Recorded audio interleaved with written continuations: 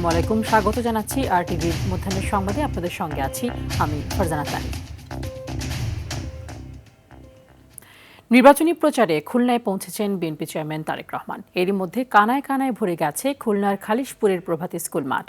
সকাল থেকে বিভিন্ন এলাকা থেকে দলে দলে সমাবেশে যোগ দেন নেতাকর্মীরা। খুলনার সমাবেশ শেষে দুপুর 1টার দিকে হেলিকপ্টারে যশোরের উদ্দেশ্যে রওনা হবেন তারেক রহমান। দুপুর 1:30টায় যশোরের ক্রীড়া উদ্যানে আয়োজিত বিএনপি নির্বাচনী সমাবেশে অংশ নেবেন তিনি।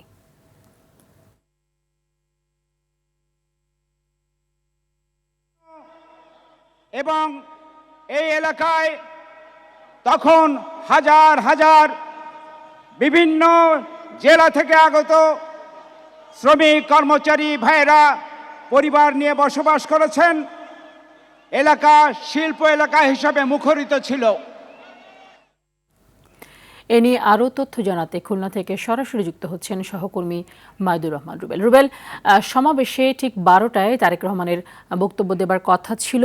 তিনি সমাবেশ স্থলে পৌঁছেছেন কিনা এবং নেতাকর্মীদের প্রতিক্রিয়া কেমন?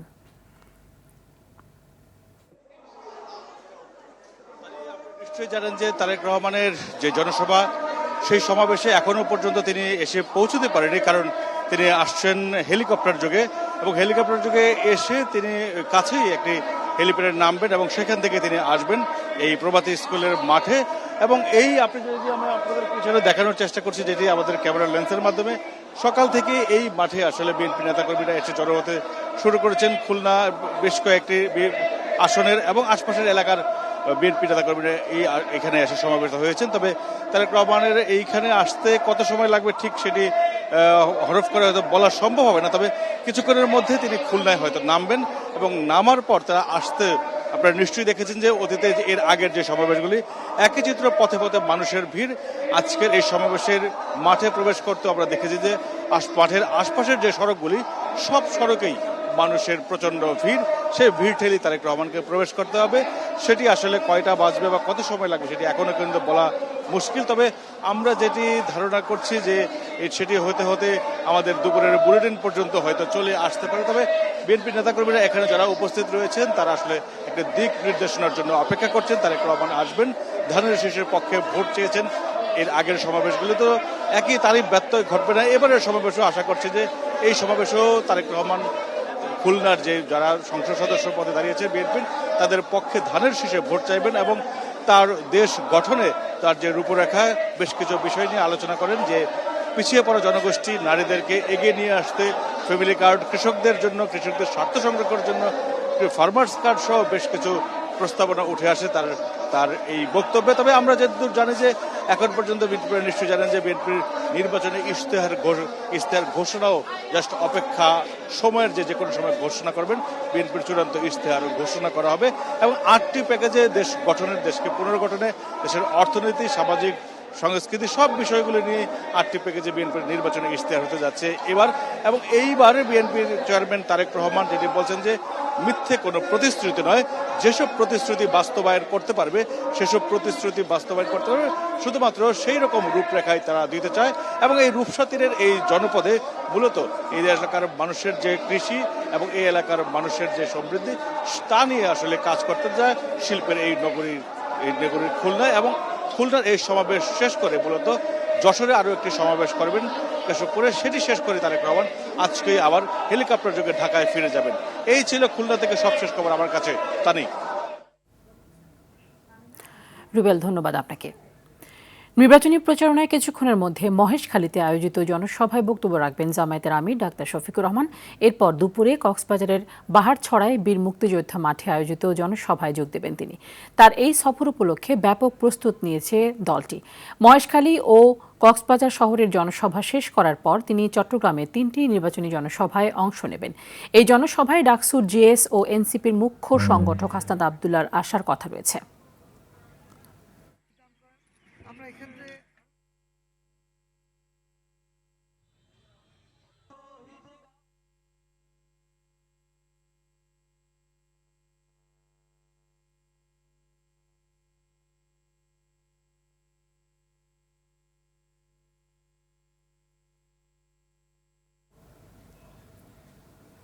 কক্সবাজারের বাহারছড়ায় বীর মুক্তিযোদ্ধা মাঠের জনসভা থেকে সরাসরি যুক্ত হচ্ছেন সহকর্মী সাইফুর রহিম শাহিন।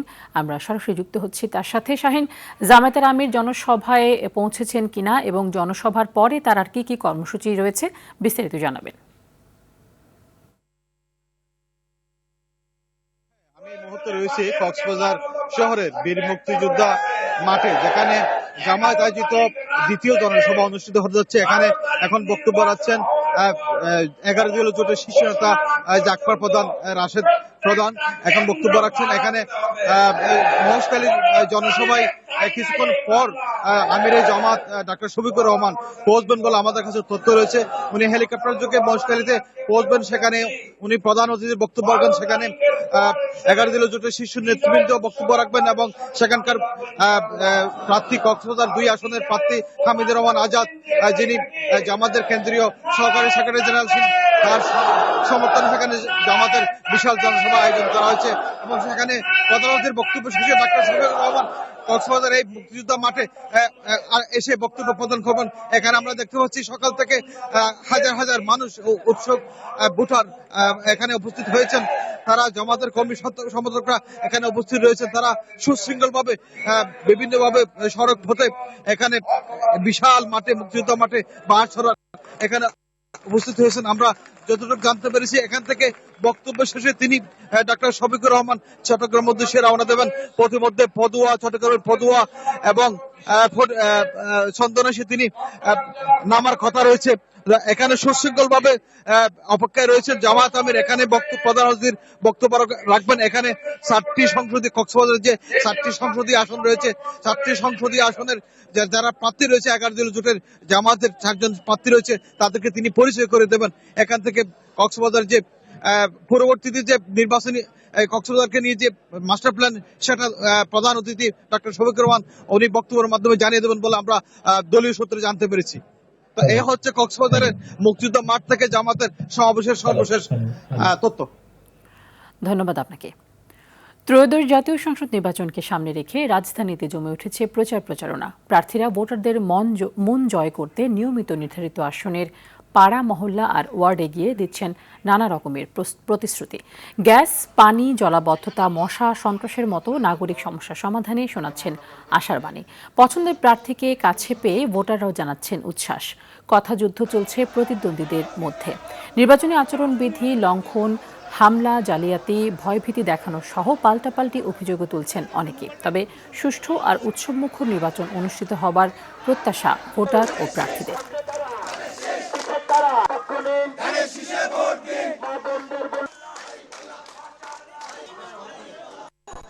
বিভিন্ন জায়গায় টেলিফোনে আমার ভোটারদের থ্রেট করা হচ্ছে, বিভিন্ন জায়গাতে ক্যাম্পেইনে যখন যাচ্ছে সেখানে থ্রেট করা হচ্ছে এবং এইটা প্রশাসনের নজর এনেছি।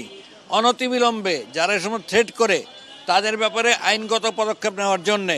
কাউকে কোনো প্রকার কোনো বিশৃঙ্খলা তৈরি করার কোনো সুযোগ দিব না ইনশাআল্লাহ। এবং আমি আমাদের নেতাকর্মীদেরকেও সতর্ক রেখেছি, তাদেরকে কড়াকড়ি নির্দেশনা দেওয়া রয়েছে যে কোনো প্রকার কারো কোনো উস্কানিতে পা দেওয়া যাবে না এবং যারাই এই ধরনের কোনো বিশৃঙ্খলা, একটি অস্থিতিশীল পরিবেশ তৈরি করার চেষ্টা করবে, আমরা আইনশৃঙ্খলা বাহিনীর সহযোগিতা নিয়ে দৃঢ়ভাবে এটাকে দমন করার চেষ্টা করব। ঢাকা 16 আসন থেকে সরাসরি যুক্ত হচ্ছেন সহকর্মী সাকিবুর রহমান। সাকিব, আপনি যে এলাকায় রয়েছেন সেখানকার যে ভোটাররা আছে তারা আসলে নির্বাচনের যে প্রার্থী তাদের কাছে কি ধরনের সমস্যার কথা তুলে ধরছেন এবং প্রার্থীরা কি ধরনের সমস্যা সমাধানের প্রতিশ্রুতি দিচ্ছেন ভোটারদের?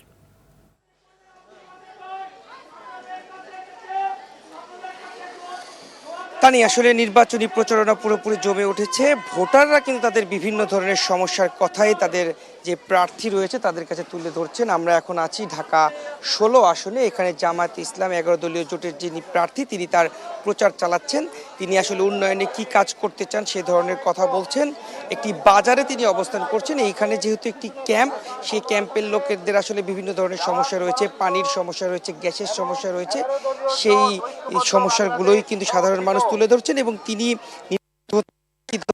করতে চান সেই কথাগুলো তিনি বলছেন এবং তার ভোট প্রার্থনা করছেন। পাশাপাশি গণভোটের বিষয়টিও কিন্তু ভোটারদের মাধ্যমে তিনি জানাচ্ছেন এবং ভোটারদের সঙ্গে সেই বিষয়ে কথা বলছেন। তিনি এই মুহূর্তে একটি ছোট্ট সংক্ষিপ্ত বক্তব্য রাখছেন, আমরা একটু সেটা শুনবো। অনেকে আহত আছে, এই বিপ্লবের ফসল হিসাবে আমরা আজকে সামনে একটি গণভোট পেয়েছি, একটি জুলাই সনদ পেয়েছি এবং সংসদ নির্বাচন পেয়েছি। আসুন আমরা ভয় ভীতিমুক্ত পরিবেশে, প্রভাবমুক্ত পরিবেশে নিজের ইচ্ছা মতো স্বাধীন মতো ভোট দিয়ে জুলাই আন্দোলনের মধ্য দিয়ে দেশে যে পরিবর্তনের আকাঙ্ক্ষা প্রকাশ শুনছিলেন যে তিনি আসলে গণভোটের বিষয়ে সাধারণ মানুষকে জানাচ্ছেন এবং তার পক্ষে ভোট চেয়ে তিনি এই প্রচার করছেন। সব মিলিয়ে বলা চলে যে পুরোপুরি জমে উঠেছে প্রচারণা। আমরা পরবর্তী এই সংবাদে হয়তো বা অন্য কোনো একটি আসনের সংবাদ জানাবো দর্শকদেরকে। তো এই ছিল ঢাকা 16 আসন থেকে আমার কাছে সর্বশেষ। ধন্যবাদ আপনাকে। প্রচারণার আরও খবর জানাতে ঢাকা 4 আসনের মোহাম্মদবাগ থেকে জানাচ্ছেন সহকর্মী দীপ্ত চন্দ্র পাল। দীপ্ত, প্রার্থীরা ভোটারদের সাড়া কেমন পাচ্ছেন এবং ভোটাররা কি ধরনের প্রত্যাশা কথা ব্যক্ত করছেন প্রার্থীদের কাছে?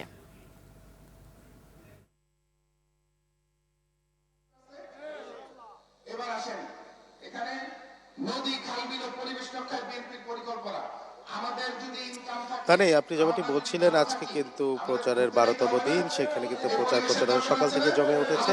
আমি এখন রয়েছি ঢাকার 4 আসনে, সেখানে যে বিএনপির মনোনীত প্রার্থী রয়েছেন তিনি কিন্তু ইতিমধ্যে গণসংযোগ শুরু করেছেন। আমরা দেখছি যে এই 59 নং ওয়ার্ডের যে আওয়ামী লীগ 59 নং ওয়ার্ডের যে বিএনপির যে প্রার্থী রয়েছেন তিনি যে বিএনপির অঙ্গ সংগঠন ও সহযোগী সংগঠনের যে নেতাকর্মীরা রয়েছে তাদেরকে নিয়ে কিন্তু পথসভা করছেন এবং পথসভা আর পরে কিন্তু তিনি আসলে গণসংযোগে নামবেন এবং এই পথসভায় তিনি এখন বক্তৃতা দিচ্ছেন। তিনি কিন্তু তার এই ওয়ার্ডে এবং তার এই আসনে নির্বাচিত হতে পারলে কি কি আসলে উন্নয়ন করবে সেই ফিরিস্তি দিচ্ছেন এবং তিনি তার নির্বাচনী ইশতেহারে যে 20টি দফা, সেই 20টি দফা নিয়ে কিন্তু আলোচনা করেছেন এবং এখানে যারা রয়েছেন ভোটাররা তাদেরকে কিন্তু বলছেন ভোট কেন্দ্রে আসার আহ্বান করছেন এবং পাশাপাশি তিনি কিন্তু একটি অভিযোগও করেছেন। সেটি হলো, যদি একটু বলি, একটি গোষ্ঠী কিন্তু ভোট কেন্দ্রকে অস্থিতিশীল পরিবেশ তৈরি করার জন্য এবং ভোটের পরিবেশকে বিঘ্ন করার জন্য ষড়যন্ত্র করছে বলেও কিন্তু তিনি অভিযোগ করেছেন। তিনি কিন্তু বলছেন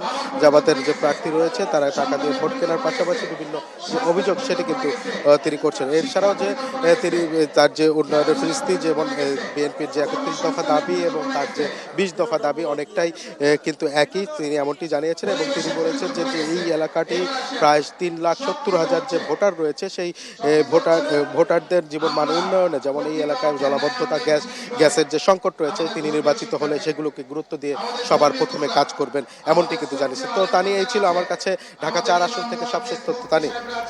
দীপ্ত, ধন্যবাদ আপনাকে।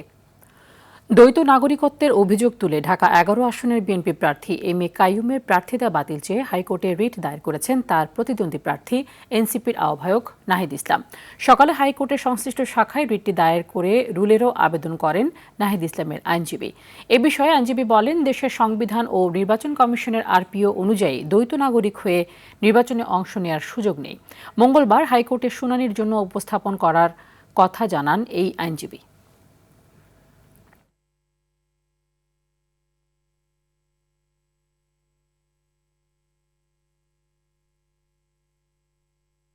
তিনি ভানুয়াতু নামে একটি দেশের নাগরিক, সেই তথ্যটি তিনি গোপন করেছেন, যেটা পরে ডিসক্লোজ হয়েছে। এবং আপনারা জানেন যে বাংলাদেশের সংবিধান অনুযায়ী যারা দ্বৈত নাগরিক, যারা অন্য দেশের নাগরিকত্ব গ্রহণ করেছেন, আনুগত্য গ্রহণ করেছেন, তারা সংসদ সদস্য নির্বাচনের প্রতিদ্বন্দ্বিতা করার অনুপযুক্ত। এই বিষয়টি এবং তিনি যে তার হলফনামায় তথ্যটি গোপন করেছেন, এই দুইটি বিষয়কে সামনে রেখে জনাব নাহিদ ইসলাম আজকে একটি রিট মামলা দায়ের করেছেন, যেটি অতি শীঘ্রই উপযুক্ত বেঞ্চে শুনানির জন্য উপস্থাপন করা হবে। জামায়াত কোনোভাবে রাষ্ট্র ক্ষমতা পেলে নারী সমাজের দুর্গতি নেমে আসবে বলে মন্তব্য করেছেন বিএনপি সিনিয়র যুগ্ম মহাসচিব রুহুল কবির রিজভী। সকালে মহিলা দলের অনুষ্ঠানে যোগ দিয়ে তিনি এমন মন্তব্য করেন। বলেন, জামায়াত আমিরের বক্তব্য নারী সমাজের জন্য অপমানজনক। আপনি একটি দলের প্রধান, অন্যান্য রাজনৈতিক আমাদের অনেক সমালোচনা থাকতে পারে, আপনাদের রাজনৈতিক কর্মসূচি কার্যক্রমের ব্যাপারে আমাদের নানা বিরূপ মন্তব্য থাকতে পারে, সমালোচনাও থাকতে পারে, কিন্তু যখন একটা কমিউনিটি, মানব সমাজের অর্ধেক অংশকে আপনারা বিকৃতভাবে উপস্থাপন করবেন, তখন তো কেউ বসে থাকবে না। মধ্যাহ্নের সংবাদ এ পর্যন্তই। দুপুরের সংবাদ 1:45 দেখার আমন্ত্রণ রইল। ধন্যবাদ সবাইকে।